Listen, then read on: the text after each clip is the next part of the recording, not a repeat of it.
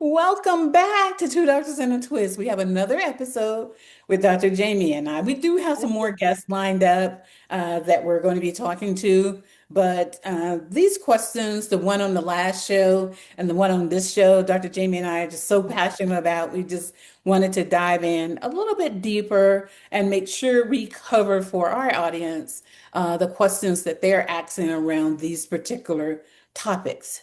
So, on this one here, we got the question about AI private school divide Mm. and how the wealthy families are paying for AI driven schools and tutors, raising a new equity question, which is really who gets access to experimental AI education first. This is huge. There's a Right. school in Texas, Austin, Texas. And the tuition, I think it was something like A lot. in the six figures Wow. for a student to go there. And then we have other AI schools that's $20,000. I remember I wanted to do a high school, all boys high school with AI only, and they would just do AI part of their day and go to work another part of the day, which is still on the table as a possibility.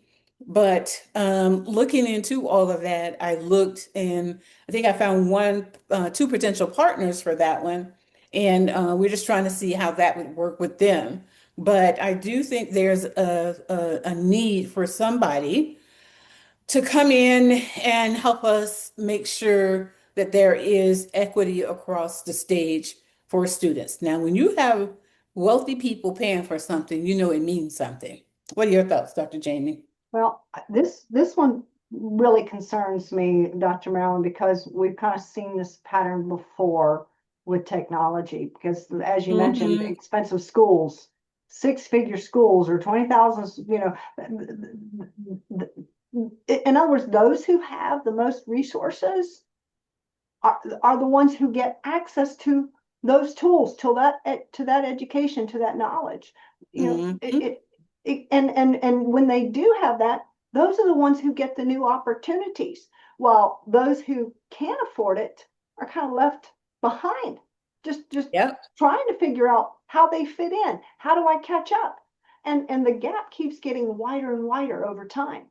So if AI becomes kind of a foundation, and it is, then AI education, it can't become a privilege just reserved for those who can afford it, right? I agree. Yeah. There's expensive tutors, there's that premium technology, all the things.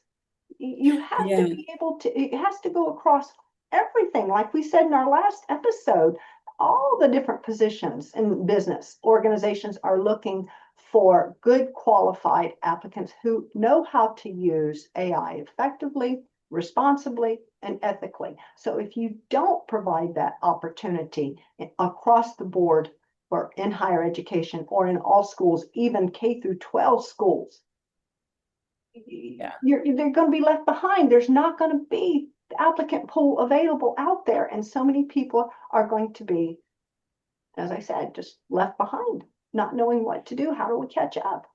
Yeah, I just think it's so important. I agree with you. I think it's so important that in order for you to have this across the board, a lot of people are taking the free classes.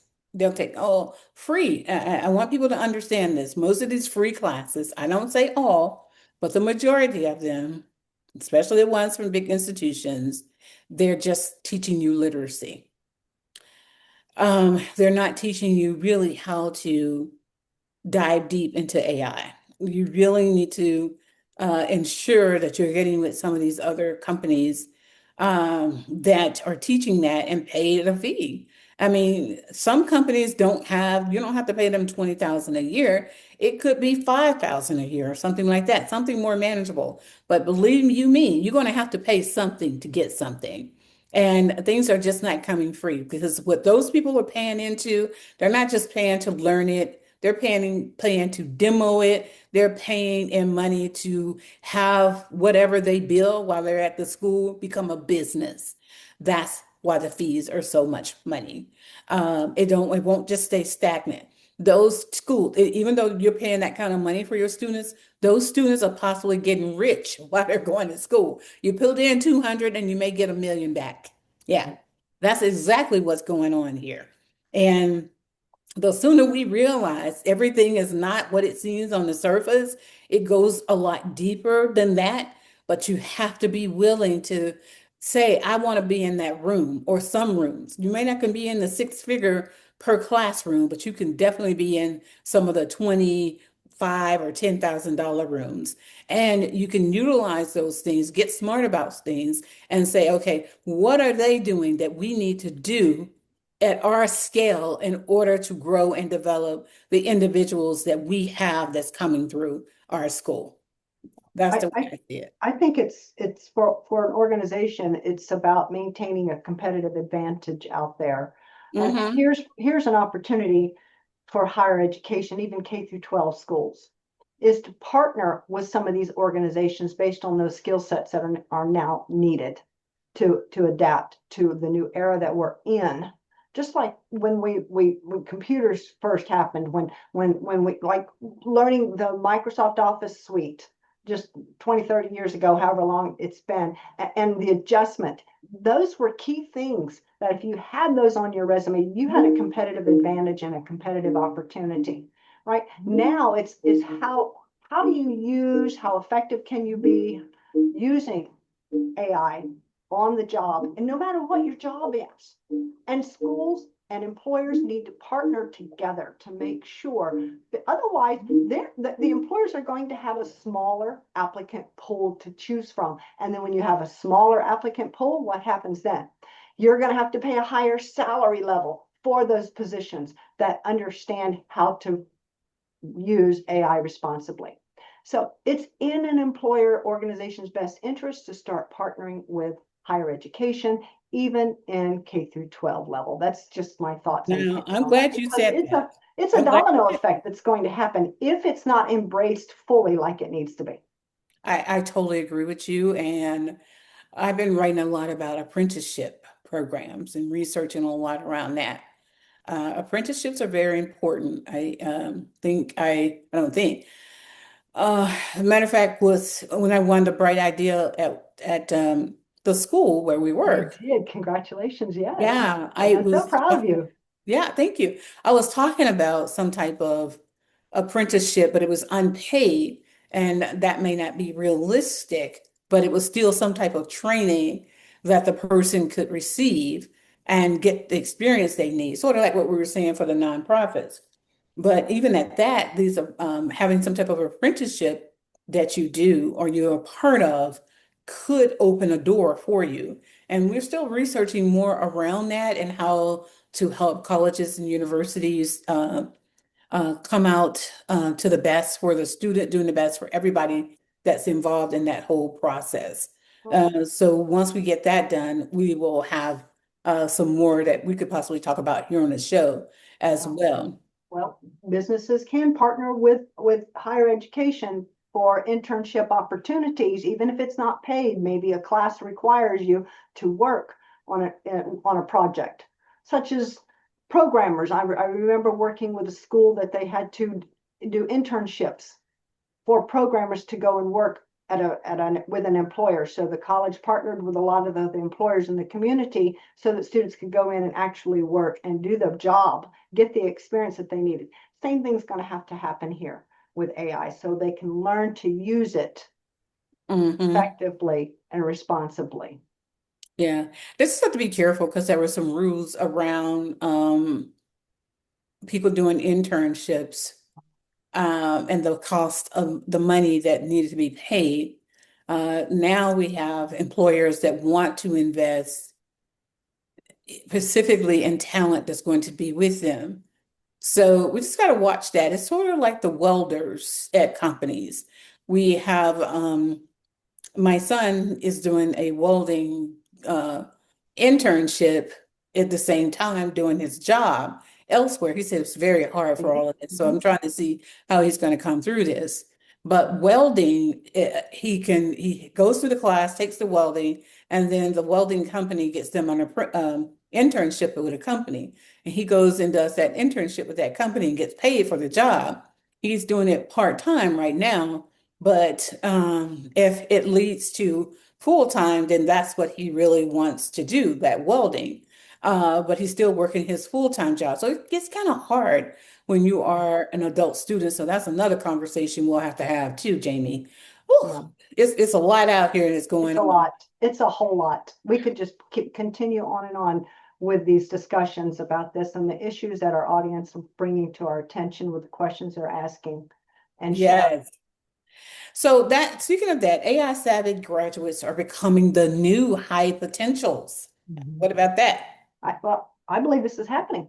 I Yeah. believe, because employers, they're not necessarily looking for an AI expert per se. They're Mhm. looking for, as we've been sharing, right? For professionals who know how to use AI responsibly to help them improve their productivity, to help them with solving Mhm. problems, to help them make better decisions. They're Mhm. asking a different question now, Dr. Marilyn. They're Yeah. asking during the interview, before they even bring them on, they want to know, can you leverage AI to create value while still applying your own judgment, your own creativity, your own expertise? And if you can, tell us how you've done that on the job. Exactly. Exactly. And that is what's happening. We're going away from the manager having to wait and tell you what to do. We need people who can manage their own career. I kind of see the world of employment being the world of entrepreneurship. Everybody is an entrepreneur. Yeah, They've outsourced their services to this companies for payment. And the company will pay you for your services as long as you can bring to the table what they need to help them continue to grow. Once you don't have anything to offer them that can't help them continue to grow, then your services are no longer needed. right, And so I really see that becoming the new employment package. right. And those people out there who are, able to use AI effectively, that's going to be the differentiator for them. It's not just that you know it, and you don't even have to be an expert, as I shared, it's how you use it. You're going to have to be able to communicate how you use it that could support that company's bottom line, support that company's goals. Yeah. And I think that really all of these, our last podcast episode and this one keeps pointing to what the workforce reports are telling us from all over, which is communication, critical thinking, adaptability, Problem solving. relationship building as the skills that will raise up your value as AI changes the white collar workload. As far Right, as the blue collar work, like the welder job my son is doing or trying to apply to or get into big time. We have plumbers, we have HVAC. I can't tell you how many people I know. Because I worked with HVAC before in the movie set, that group is now looking for more HVAC workers. They're saying, Marilyn, what do you know? What do you have? Who do you know in the community college space that can help us with this HVAC challenge that we have? We need more HVAC people because we don't have enough. And I was like, wow, these people can make good money in these jobs that they're not applying to. Now, I can see plumbing. Plumbing is a dirty job. But at the same time, some people get dirty. Some people are willing to climb poles, but they're not willing to go down in that ground and fix things. So I right. don't know. Yeah. Well, my son is a nurse, and he was Hmm. sharing with me over this past weekend, over the July 4th weekend. Um, he was telling me, how doctors and nurses use AI now in healthcare, Yeah. to diagnose, issues that the patient comes in with. He actually works in the emergency room. He's a travel nurse, so he is seeing it all across, the nation based on the different places he's been. That how it is so important now to be able to understand how to use it appropriately. So I think from an educational standpoint, this means that we actually need to start teaching our students more than just the mechanics of using AI, whether they use Claude or Gemini or ChatGPT or Copilot or all of the plethora of AI tools that are out there, and each one is unique in what they can provide. But we need to be able to help them develop AI literacy, the ability to ask better questions and evaluate the quality of whatever they are getting from AI that's generated, any type of information, recognize if there's biases or inaccuracies, and how to make better ethical decisions, on how AI should be used. We need to be doing that.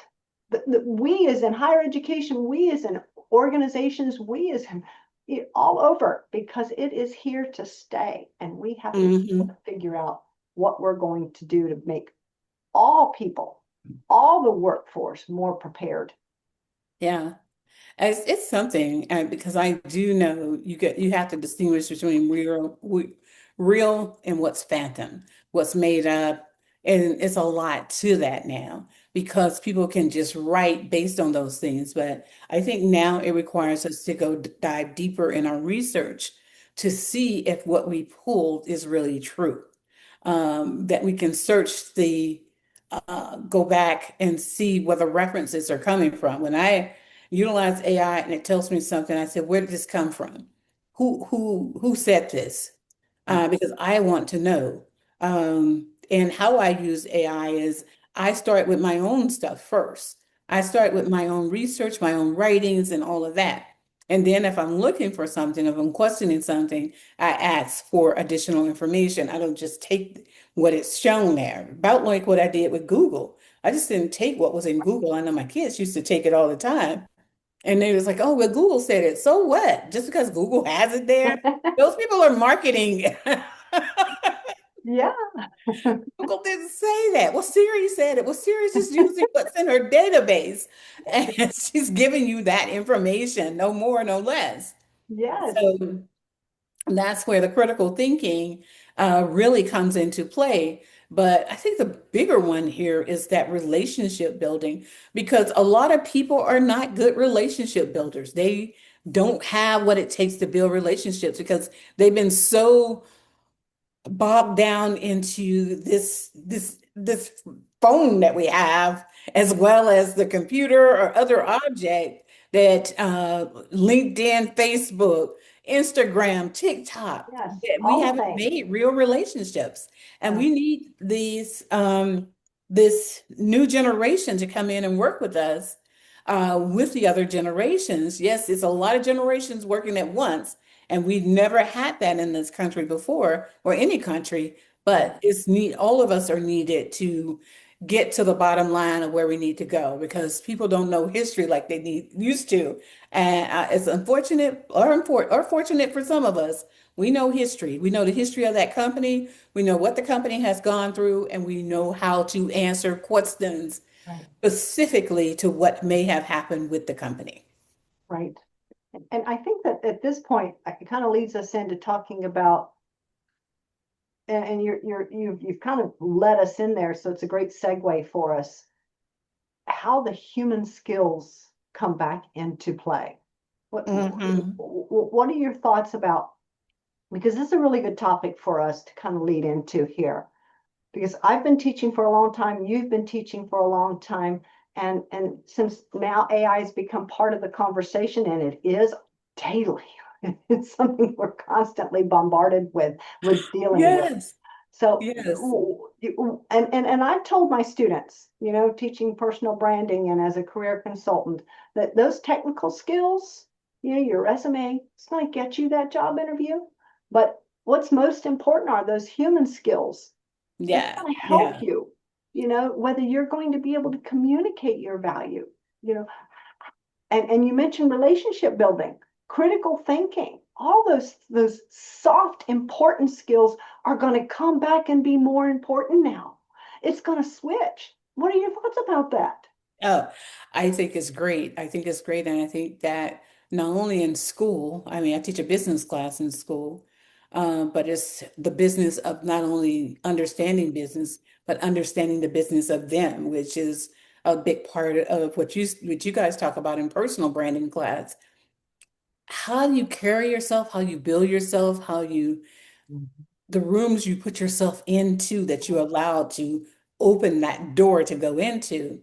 All of those are building what could be the potential to a bigger opening for you in the grand scheme of things, no matter which way you're going. For example, if I am a person and I decide, let's say my son, he wants to do welding, and he wants to do welding, and he comes to visit me at our little place in Alabama, and he goes to the place in Alabama. There's a lot of small companies around. There's a lot of welding he could do there. Say he loves the house that I have in this country.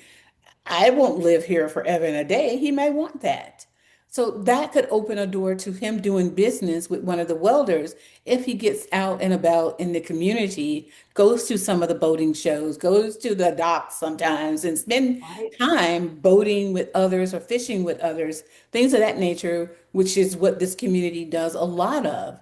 The parades and things of that nature. You have to get out and know people, get to know people, let them see you so that they can see, oh yeah, even though this is not my permanent home, it's my vacation, sort of like home away from home.